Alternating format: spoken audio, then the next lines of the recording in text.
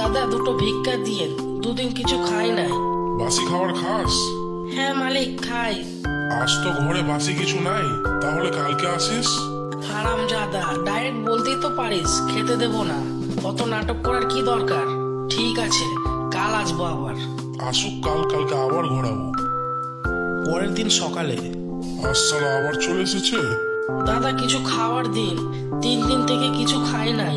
কালকে সারাদিন কেউ খেতে দিল না তোকে? সমাজটা কত নির্দয় হয়ে গেছে। আজকাল কেউ গরিবদের কথা ভাবে না, শুধু নিজেরটা হলেই হলো। ফালতু ফালতু লোকটাকে খারাপ ভাবছিলাম, খুব দয়ালু লোক বটে। তুই কি বিয়ে করেছিস? নিজের খাবার জুটাতে পারি না তো বউকে কি খাওয়াবো? একটাও প্রেমও করিসনি? প্রেম তো করেছি, সেই জন্যই তো ভিক্ষা করছি আজ। একবারে লুটে খেয়ে নিয়েছে নাকি তোকে? হ্যাঁ, একেবারে লুটে পুটে ন্যাংটো করে দিয়েছে।